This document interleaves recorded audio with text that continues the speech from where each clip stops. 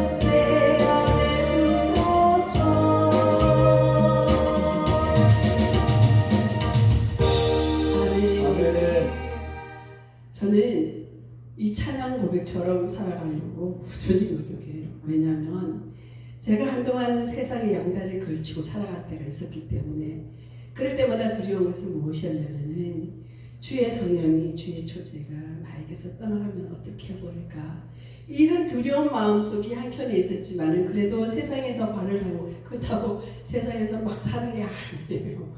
하나님의 일을 그만큼 열심히 하지 않았다는 것이고, 세상에 돈을 벌 때가 좋았다는 거죠. 그럴 때마다 제 속에 항상 두려움처럼 자리 잡고 있었던 것은, 주님이 나아갈 때가 너를 모른다 하면 어떻게 할까, 이 두려움 속에서는 늘 살았던 것 같아요. 그래서 이 말씀을 읽을 때마다 이것이 다윗의 고백이 아니라 하나님 내 인생의 천국 가는 그날까지 이 찬양의 고백처럼 이 내 삶의 신앙 고백이 되기를 원합니다. 그리고 내가 어디를 가든지 주의 인도하심으로 내가 가는 길을 잃지 않게 해달라고 제가 그렇게 기도하며 지금까지 살아왔던 것 같습니다. 아멘. 제가 오늘 많은 기도원에 가서 또한 교회 가서 말씀을 전하고 강사를 갔었지만은 준비 찬양하면서 저는 이렇게 눈물이 나쁜 적이 없었던 것 같아요. 물론 찬양의 그 가사가 다 고백이긴 하지만은 이 준비 찬양을 하면서 제가 이렇게 눈물이 나온 적이, 그리고 손수건을 제가 들고 다닌 적이 잘 없는데 오늘은 또 왜 이렇게 손수건이 준비가 되었을까요? 이 모든 것은 하나님의 은혜고 이곳이 하나님이 계시고 하나님의 영이 가득하기 때문에 우리로 하여금 저로 하여금 이 모든 것을 먼저 감동을 주시는 것 같습니다. 강사를 초빙하는 교회나 기도원 같은 경우에는 그래도 강사가 오셨고 잔치를 벌여놨으면 많은 성도들이 와서 은혜 받기를 바랍니다. 워낙 누구나 다 똑같아요. 저희들 교회도 마찬가지지만은, 근데 제가 어느 순간에 기도하면서 느낀 것은 무엇이었냐면은, 은혜는 내가 받는 것이 중요한 것이지 남이 받는 것이 중요하지 않다. 아멘. 은혜는 권사님이 받는 것도 중요하지만 내가 받는 것이 가장 중요합니다. 강사가 말씀을 전하면서 강사가 이 말씀을 은혜 받지 못하면 그날 말씀은 꽝이에요. 그날은 죽소금입니다. 그래서 저는 항상 갈 때마다 이 말씀을 준비할 때마다, 어디 가서 말씀을 준비할 때마다 이 말씀에 내가 멈춰서 눈물을 흘릴 때도 있고 기뻐서 날뛸 때도 있었고 가슴이 벅차서 너무 설렐 때도 있었듯이 모든 말씀은 제가 먼저 은혜를 받아야 되더라고요. 아멘. 그래야 내가 은혜를 받아야 이곳이 은혜를 받는 것이고 권사님도 목사님도 원장님도 다 은혜를 받으시더라고요. 거기서 나오는 것이 바로 찬양에서부터 시작해서 준비 찬양에서 제가 대접받으러 온 게 아니잖아요. 저는 하나님의 말씀, 그 신령한 말씀을 선포하러 왔지 저는 여기 대접받으러 온 것이 아닙니다. 하나님은 저로 제가 가지고 있는 DNA도 있고 기질도 있고 제가 하나님을 바라보는 하나님을 향한 그 마음을 하나님은 아시기 때문에 그 모든 내재되어 있는 잠재되어 있는 이 모든 기질을 가지고 하나님은 저를 사용하시는 것 같아요. 그게 찬양이든 말씀이든 대화든. 제가 인상이 굉장히 여성스러워 보이지만은 20대는 애들 가르치고 이럴 때는요 한마디로 싸가지가 없었어요. 네. 근데 인성은 착하긴 하지만은 이 보기에도 너무 싸가지가 없는 거예요. 어느 날 제가 거울을 보니까 야, 네가 애들 가르쳐? 네가 그렇게 순수한 아이들을 가르쳐? 네가 그렇게 그냥 아이들을 또 피아노를 가르쳐? 네가 그리고 엄마들하고 상담을 해? 아이들의 장례를 두고 야, 네 얼굴 보니까 내가 봐도 싸가지 없는데 다른 사람들 봤을 때는 얼마나 싸가지 없어 보여. 그러니까 제가 웃지 않으면요 사람들이 다 굉장히 거만하게 봐요. 그래서 어느 순간 제가 거울을 보고 20대 이야기예요. 웃기 시작했습니다. 그러다 웃으니까 내 모습을 보니까 나도 너무 예뻐 보이는 거예요. 사람들이 웃을 때가 너무 좋다 그러고 그러는데 어느 날 너무 웃다 보니까 이 나사가 풀릴 대로 풀려서 쪼여지지가 않는 거예요. 근데 그래도 하나님은 나의 생긴 대로 더 많은 사람들이 이제 이렇게 더 다루고 더 좋아하고 그러시더라고요. 아, 역시 웃어야 되는구나. 더군다나 어린 아이들을 가르치는 이 선생님들은 무조건 웃어야 되는 거예요. 돌아서서 어우 저놈을 이렇게 하더라도 그래도 사람들 앞에서는 웃고, 또한 우리가 예수를 믿고 예수님의 말씀을 선포하고 찬양을 하고 신앙생활하고 기도하면서도 항상 인상이 굳어있구나. 남이 나를 멀리 한다 그러면 그게 예수님의 향기가 나겠어요? 안 나잖아요. 그리스도의 향기라는 것은 어느 날 갑자기 향수처럼 툭 풍겨나는 것이 아니라 항상 그리스도의 향기는 말씀과 은혜와 기도 속에서 내 속에 내재가 되어 있어서 어느 곳에서도 이게 샘물 쏟듯이 퐁퐁 쏟아져 나와야지 그리스도의 향기라고 할 수가 있습니다. 아무리 많은 책을 읽고 아무리 많은 기도를 하고 아무리 그렇게 한다 그래도 내가 하나님의 그 인격적인 하나님을 제대로 만나지 못한다 그러면은 과연 나는 하나님의 사람일까? 저는 그런 생각을 기도할 때마다 저는 독백처럼 하나님 앞에 올려드릴 때가 많아요. 여러분들도 그런 시절도 있었을 줄 압니다. 이 신해산 기도원이라는 것이 하루아침에 이 자리를 지키고 또 이 자리에 하나님의 영이 결코 임하지 않았을 것입니다. 이곳에는 많은 눈물의 기도가 있었을 것이고 많은 성도들이 생명을 살렸었을 것이고 많은 상처받은 자들이 이곳에서 소생을 해서 소망을 가지고 비전을 품고 희망을 품고 그 생명을, 영적인 생명을, 육적인 생명을 살렸던 곳이라고 저는 믿고 싶습니다. 앞으로도 하나님의 나라가 이곳에서 이루어지고 이곳이 바로 천국이요. 교회라고 다 천국이 아니에요. 아멘. 우리가 예수 믿는다고 다 천사가 될 수 있습니까? 절대 될 수가 없어요. 우리가 목사라고 해서 우리가 예수님처럼 살아갈 수 있습니까? 절대로 아닙니다. 그것은 단지 그러려고 노력하고 기도하고 주님의 그 삶을 본받고자 쫓아가는 현재 진행일 뿐인 거지, 결코 천국이 될 수가 없으며 예수님이 될 수가 없으며 천사가 될 수가 없습니다. 그렇기 때문에 우리 예수 믿는 사람들은 예수 믿는 사람답게, 권사면 권사답게, 목사면 목사답게, 집사면 집사답게 행동하는 것이 바로 예수 그리스도의 향기를 드러내는 그 자기 본연의 모습. 그래야 하나님께서 기뻐하시고 하나님께서 사용하실 줄 믿습니다. 아멘. 아멘. 아멘. 오늘 본문을 제가 준비하면서 이 말씀을 제가 사실 다른 데 가서 전하려고 했던 말씀이에요. 수요일에 제가 그 4시 집회가 잡혀져 있어서 이 말씀을 전하려고 했는데 오늘 새벽에 이 말씀을 주신 거예요. 근데 제가 이 말씀을 펴보는 순간 너무 많이 울었어, 진짜. 저는 이 말씀, 너희는 옷을 찢지 말고 마음을 찢으라는 이 말씀이, 야, 어떻게 이 말씀이 여기 있으며 우리는 과연 옷을 많이 찢었지만 우리뿐만 아니라 나는 정말 옷을 찢었지만 마음을 하나님 앞에 찢고 정말 진정하고 진실된 마음으로 하나님 앞에 간 적이 있었는가. 저는 그 자리에 오늘 새벽에 회개를 했습니다. 여호와께 돌아가자. 실질적으로는 제목, 우리 목사님들도 말씀을 준비하시지만은 제목의 구도를 잡기는 너무 어려워요. 근데 원래는 제목이 이게 변화, 그리고 변질, 그리고 변화라는 제목의 구도를 잡아봤는데 지금 세상 이루어져가는 것들을 돌아보면은 우리가 하나님 앞에 돌아가지 않으면은 어떤 하나님의 은혜도 구원의 역사도 하나님 우리를 향해 펼치시지 않는다는 거예요. 우리가 지금 이 시대의 불의한 시대를 살면서 우리가 회개하지 않으면 결코 하나님의 날은 우리를 심판하에 밖에 세울 수밖에 없는 이런 상황이 벌어질 것 같다는 그 말씀이, 그래서 제가 가지고 있는 이 말씀의 메시지로 인하여 오늘 새벽의 말씀을 확 바꿔주신 겁니다. 요엘 선지자 하면은 미가 선지자 시대하고 비슷하게 살았었는데, 미가 선지자도 마찬가지. 미가 선지자 같은 경우는 권세자들 그리고 선지자들 제사장들을 신랄하게 비난하고, 너희가 제사장이냐, 너희가 권세자들이냐, 너희가 그냥 품을 받고 그냥 하나님의 나를 선포하고 죄를 짓고 음탕하며 부패를 그냥 그 생활하고 우상을 섬기고 하듯이 이 시대에 살면서 그래도 우리 하나님 우리를 버리지 아니할 것이라는 이 너무 뻔뻔스러운 말씀을 전한 이 미가서의 말씀 속에서 이 요엘서가 옮겨오면서 우리가 이렇게 했다 하더라도 우리가 하나님 앞에 돌아가자. 우리가 하나님의 은혜를 구하자. 우리가 옷을 찢지 말고 마음을 찢어 하나님 앞에 돌아가면은 하나님의 구원을 베풀어 주실 것이다. 아멘.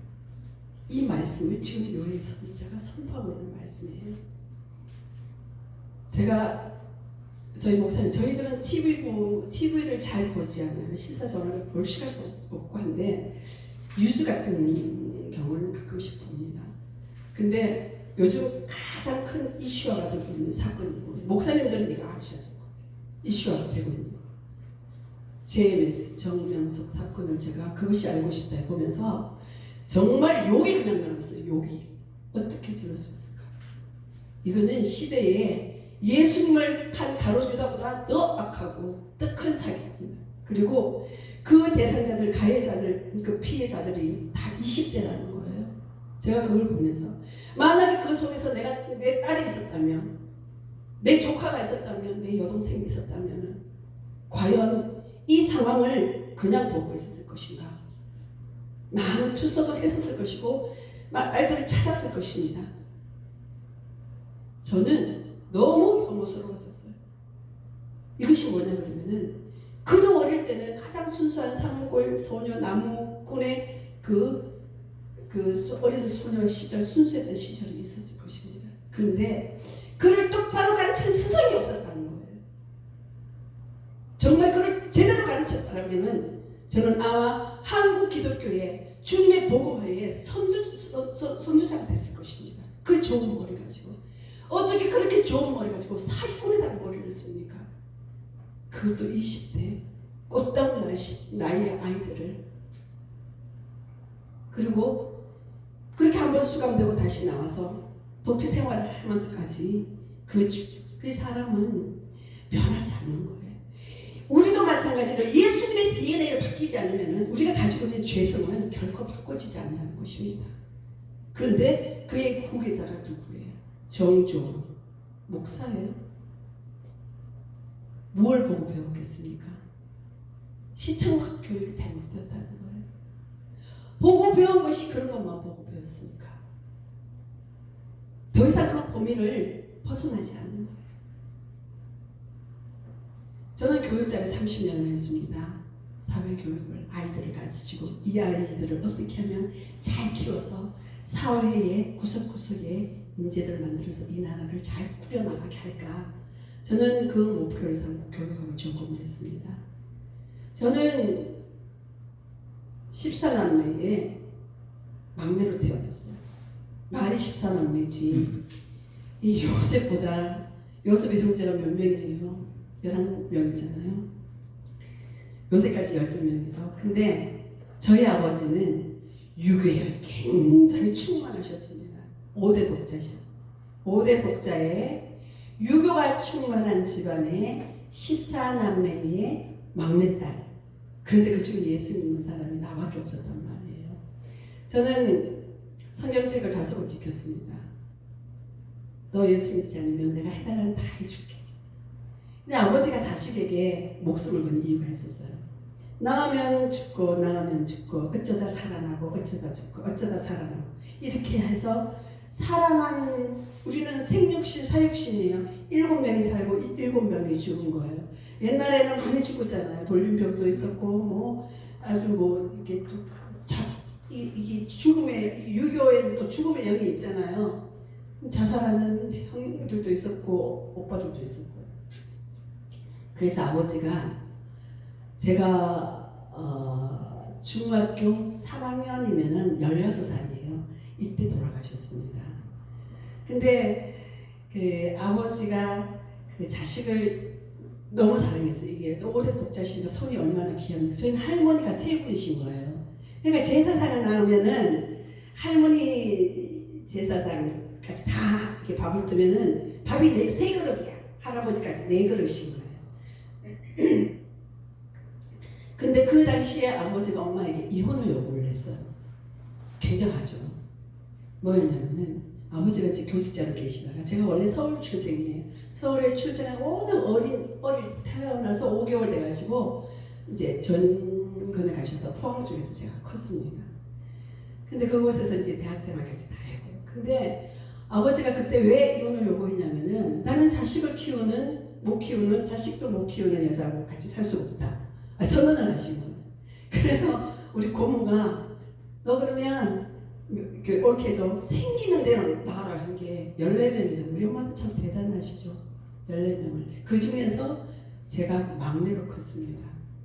근데 여러 가지 어떤 신앙의 굴곡도 있었지만은 저는 아버지에게 배운 가장 큰 교훈 중에 하나가 뭐였냐면 제가 왜 이 말씀을 드리냐면은 시청각 교육이든 교육이든 가정교육이든 신앙적 교육이라든 이건 아주 중요하기 때문에 어릴 때 배운 것은 그대로 자리 잡고 있습니다. 그리고 그 어릴 때 자리 잡고 있던 이 교육은 자라나면서 그 아이의 인격을 만들고 또 그 신체를 만들고 그 성품을 만들기 때문에 어릴 때의 교육은 굉장히 중요한 거예요.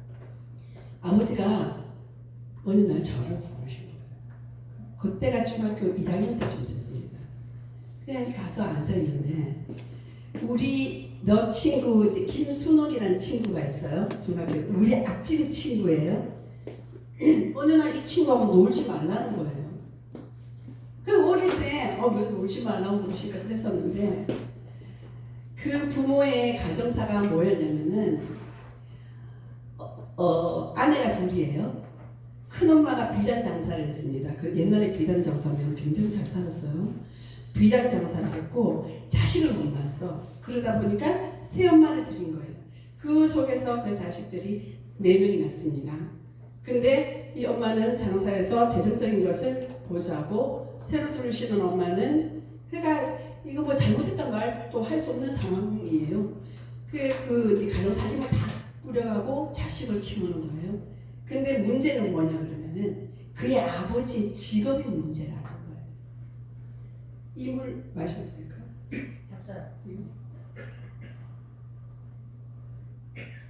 이 아버지의 직업이 뚜렷한 직업이 없는데 집에서 춤을 가르쳐 동네 여자들. 그러니까 이 교육자이신 아버지는 이게 매치가 됩니까 안 됩니까?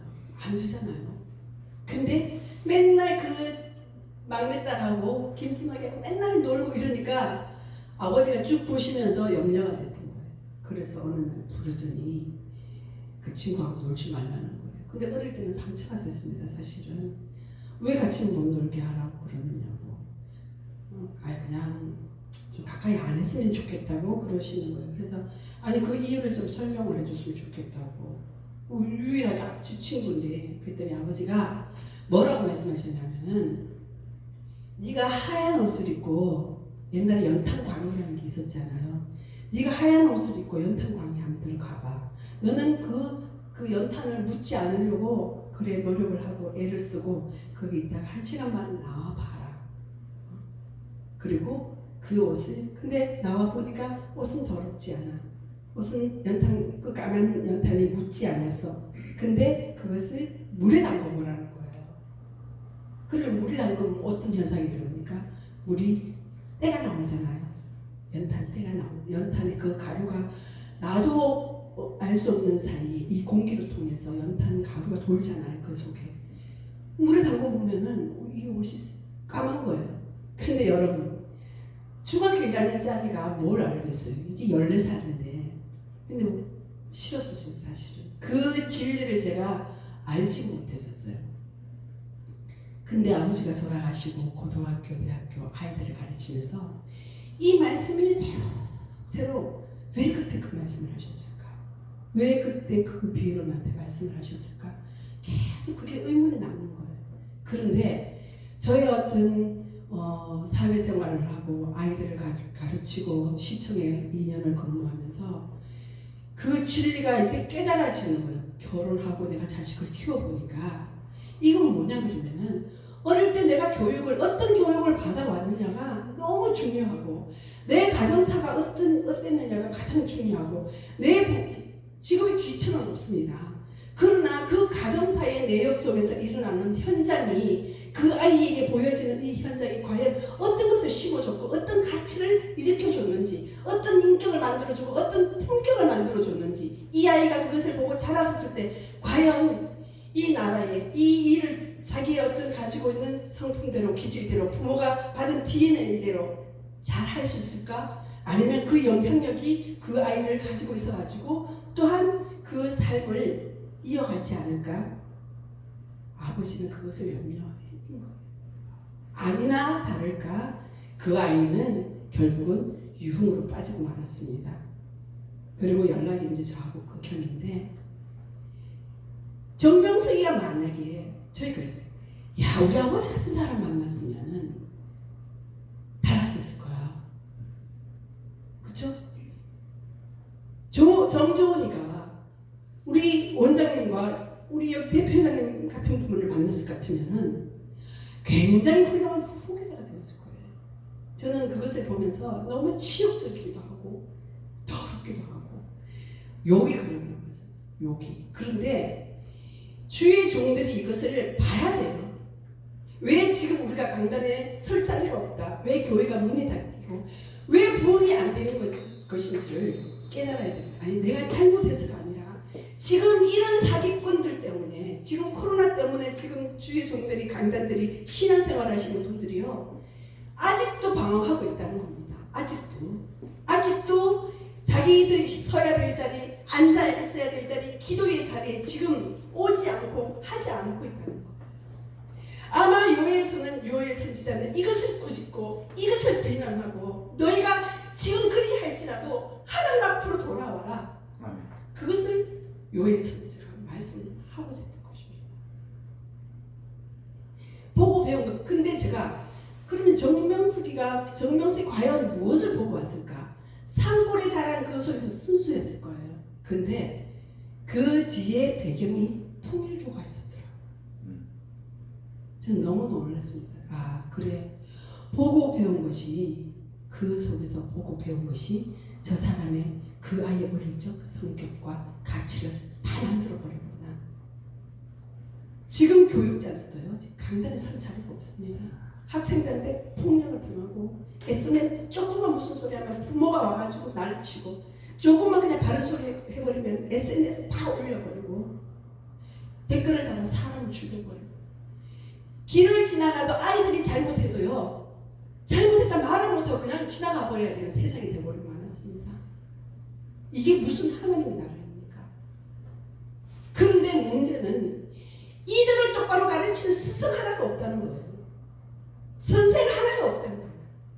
그 젊은 아이들이, 그 20대 그 청춘 꽃다운 이 아이들이 그 속에서 미친 듯이 그냥 옷을 벗고 그냥 그 앞에서 춤을 추고 했었을 때, 과연 누가 하나 그거 가서 이 잘못된 것이다 돌아보고, 이건 잘못된 거야.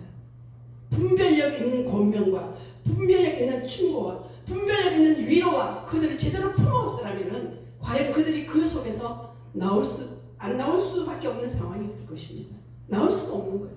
가스라이팅 당하니까 할 수가 없는 거예요. 나는 내가 메시아야. 내가 주님이야. 정명석이 어떻게 사람이 메시아가 될 수가 있습니까, 여러분? 그도 한때는 정말 열심히 살아보려고 했던, 정말 선하게 살아보려고 했던 그의 과거가 있었을 것입니다. 가룟 유다가 예수님하고 따라다닐 때는 나름대로야 예수님처럼 그냥 예수님의 삶을 따라보려고 노력도 엄청 많이 했었을 거예요. 그러나 그의 생각이, 그의 가치관이 재물의 눈이 어두워버리니까 스승을 팔아버리는 세계 인류의 역사의 사기꾼이 되어버립니다.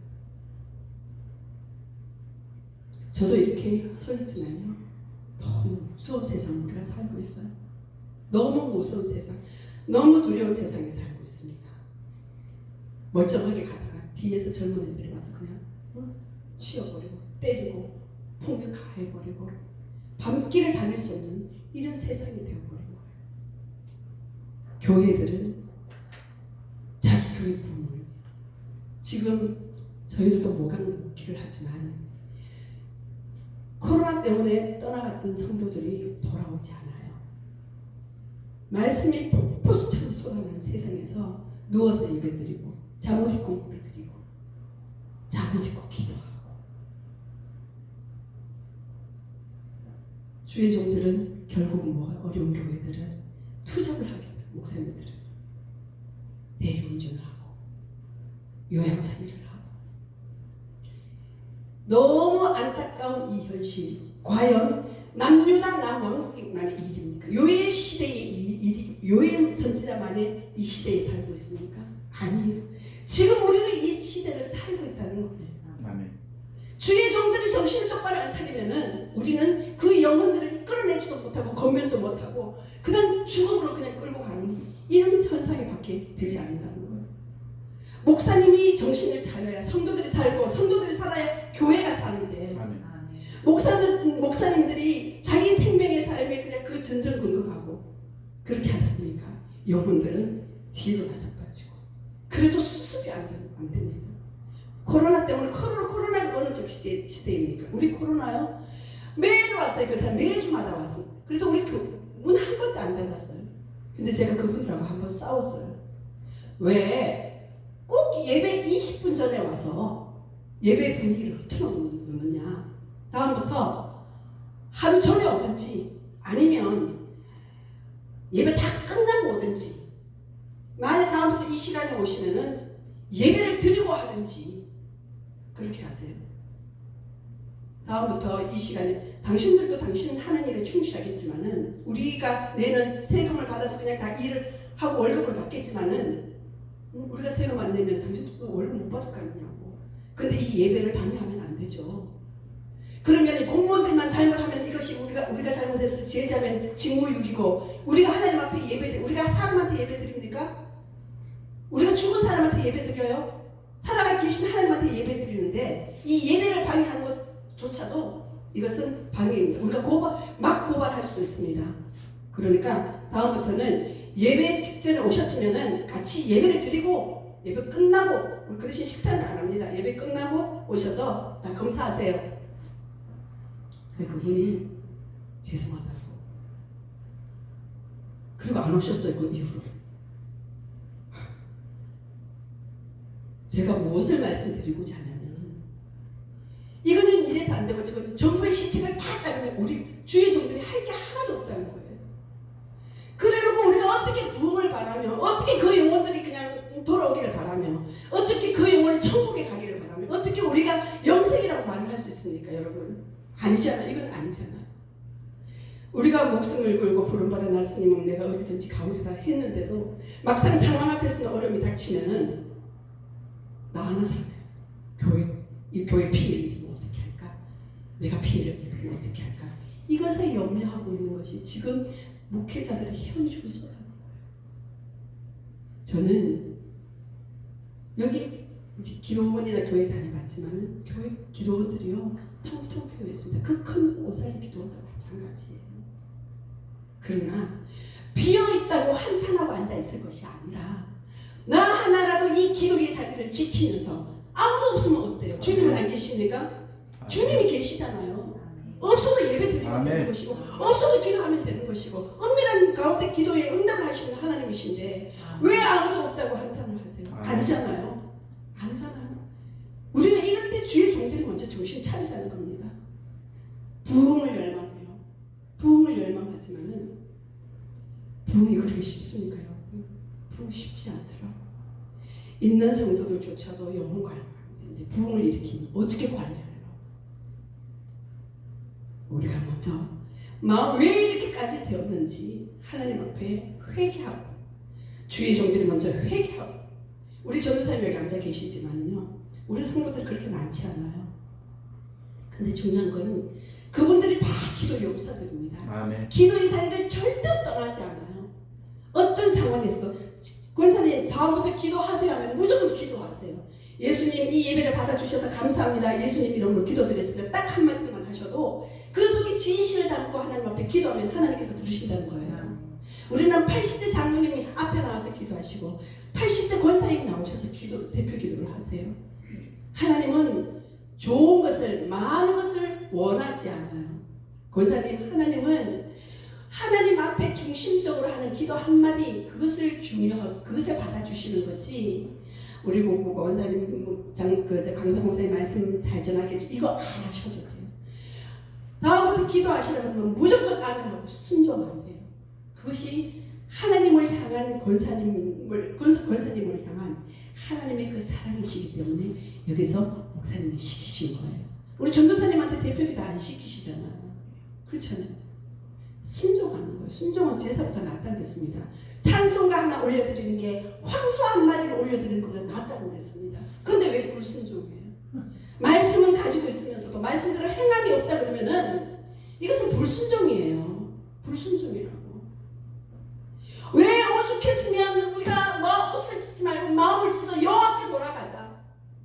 왜 요엘 선지자가 너무 부패하니까 너무 악한 시대에 살고 하나님을 떠나가고 있으니까 정말 이제는 우리가 옷을 찢는 것이 아니라 지금 이 시대는 있잖아요. 우리가 주의 종들이 우리 신앙인들이요 머리에 죄를 쓰고 구약시대로 돌아간다 그러면 굵은 베옷을 입고 금식에 들어가야 됩니다.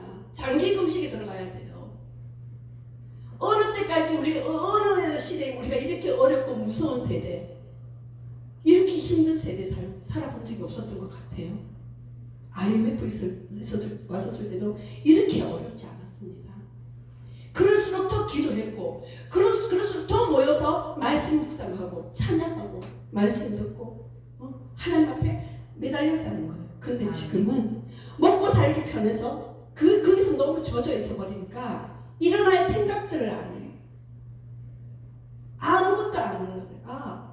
TV 버튼 하나 누르면 말씀 기라성 같은 목사님의 말씀들이 폭포수같이 쏟아지고 누워있으면 누가 왜 예배를 그렇게 드려 말을 합니까? 허리 아파서 그냥 기대고 있으면 누가 예배를 그렇게 드린다고 말을 합니까? 잠옷 입고 예배를 드리면 왜 옷을 그렇게 입고 예배를 드리냐고 말합니까? 그러나 우리가 분명히 알아야 됩니다. 하나님은 다 보시고 계신다는 거예요. 아멘. 하나님은 다 보시고 계십니다. 어찌 보면 이 말씀은 우리에게 굉장히 두렵고 떨리는, 요엘 선지자가 메뚜기 떼를 제약으로 삼아서 비유를 들었지만은 어쩌면 하나님의 그 주님의 날을 선포하는 강력한, 무시무시한 강력한 그 심판의 말씀이십니다. 그러나 오늘 읽지 않았지만은 14절, 13절, 14절의 말씀, 너희가 뜻을 돌이키고 마음을 돌이키면 내가 은혜를 베풀고 구원을 베풀리라. 그러니까 히스기야가 너는 죽을 것이라고 하나님의 말씀을 들었었을 때, 하나님, 내가 옛적에 하나님을 위해서 한 것을 기억해 주십시오. 내가 비록 죽는다 할지라도 그래도 내 생명을 연장해 주시고, 내가 옛적에 하나님을 위해서 그 순수했던 마음, 그때를 기억하셔서 하나님 나를 불쌍히 여기달라고 했었을 때 그의 생명이 15년이나 연장이 되었듯이 지금 이때에 이 나라는 부패해서, 이 나라는 망했어, 코로나 때문에 아무것도 안 돼, 무서운 세상이야, 이렇게 하고 있는 것이 아니라 우리가 이럴 때 정신 차리고 우리가 하나님 앞에 돌아가자, 우리가 기도하자, 우리가 회개하자. 그러면 하나님 우리를 불쌍히 여기실 거야. 하나님께 돌아가자. 내가 잘못한 것을 먼저 하나님 앞에 기도하자. 하나님, 내가 잘못했습니다. 내 하나 똑바로 서지 않아서 교회가 이렇게 되었고 주의 종들이 이렇게 되고 이 나라가 이렇게 되었습니다. 여러분, 정말 우리는 가슴을 치면서 통곡하면서 기도해야 돼. 지금 이 시점이라는 거. 이 시점이 지나가 버리잖아요. 하나님의 손길도 다 떠나가 버립니다. 이때 우리가 마음을 모아서 하나님 앞에 철저하게 기도하고 하나 그러면은 하나님이 13절 말씀처럼 너희가 옷을 찢지 말고 마음을 찢고 너희 하나님 여호와께 돌아올지어다. 그는 은혜를 베푸시며 자비로우시며 노하기를 더디하시며. 만약에 우리가 회개하지 아니하고 지금 생활에서 안일하게 허리끈 풀고 있다 그러면은 하나님도 안 돌아보신다는 거예요. 하나님도. 이건 뭐냐 그러면은 내가 너희를 위해서 은혜를 베푸는데 너희들이 내가 이렇게 애타게 너희를 기다리고 이 죄에서 떠나고 나에게 돌아오면 내가 너희들에게 은혜를 베푼다고 했는데 그렇게 말씀하신 선지자를 통해서 말씀하시는데도 불구하고 그들이 돌아오지 않아요. 하나님께 내가 돌아가지 않아요. 여러분, 하나님은 얼마나 배신감을 느끼겠습니까? 예? 당신은 사랑하는 독생자를 십자가까지 못 박아 보내셨는데 얼마나 배신감을 느끼겠어요. 하나님이. 우리 그러면 안 되잖아요. 우리 그러면 안 되잖아요. 우리가 죄를 지을 수 있습니다. 우리 제가 그랬잖아요. 우리 예수는 아니고 천사도 아니에요. 그러나 우리는 신실하신 살아계심을, 지금도 살아계신 하나님을 믿는 우리들이잖아요. 그렇지만은 죄를 짓고 하나님, 나도 모르게 이렇게 죄를 지었습니다. 하나님 용서해 주세요. 하나님 용서. 내가 이렇게 분을 내었습니다. 아직도 내 속에 슬픔이 있습니다. 하나님, 오늘 윤광순 목사님이 대표 기도하라고 했는데 하나님, 내가 기도 못했습니다. 하나님 용서해 주세요. 진심을 담아서 하나님 앞에 기도 올려드리면요, 하나님은 하나님에게는 전심으로 다가간다는 거예요. 그러면 하나님이 우리에게 향하신 그 역사가 달라진다는 것입니다. 이것을 우리는 깨달으시는 주님의 이름으로 간절히 축원합니다.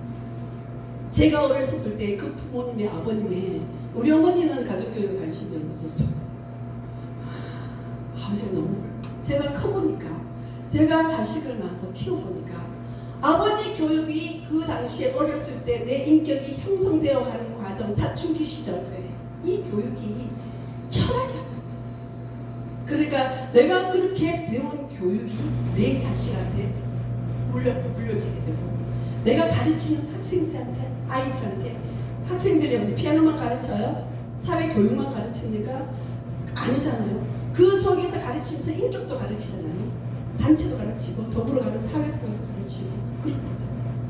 근데 그 선생님이 어릴 때 과정 속에서 독약을 먹고 컸다 그러면은 독약을 아이들 속에 넣어주는 거예요. 그럼 그런 아이들이 이 세상에서 크면 뭐가 되겠습니까? 정명숙이 같은 사람을 만들어낼 수밖에 없다는 거예요. 너무 화가 나잖아요. 결국은 그냥 주의 종들이 이 사람 하나 때문에 주의 종들이 강단에 습을 자리가 없습니다. 예수 믿는 것. 죄는 예수는 내가 믿는데 죄는 엉뚱한 진짜 X가 짓고 우리가 오늘 요엘 선지자가 말씀했던 것처럼 선포했던 것처럼 우리가 죽음의 날을 기다리는 것이 아니라 내가 살아있는 동안 내가 어떻게 하면 하나님의 마음을 기쁘게 부를까? 어떻게 하면 내 기도가 하나님의 심장에 기록될까? 내가 어떻게 하면 하나님의 손바닥에 내 이름 석자가 기록될까? 우리는 그것을 하나님의 마음으로 우리가 봐서 하나님이 나에게 향하신 그 마음이 어떤 것인지를 깨닫고 여호와께도 우리는 옷을 10번, 100번 찢으면 뭐합니까? 금식 10번, 100번, 41번 어떤 분은 40일 금식고 5번 했다 6 하면 뭐예요?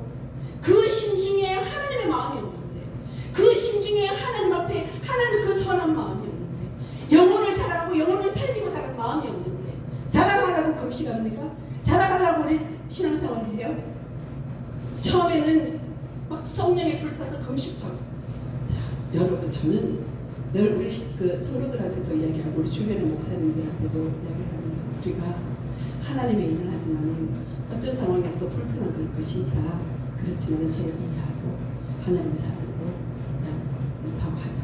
그러나 중요한 것은 우리가 영적인 것으로 시작해서 끝을 육적으로 끝내지 말자 이거. 저는 그 말을 항상 합니다. 그리고 나도 그렇게 하지 않으려고 노력하고. 우리 전사님 여기 계시지만 저는 욕심이 별로 없어요.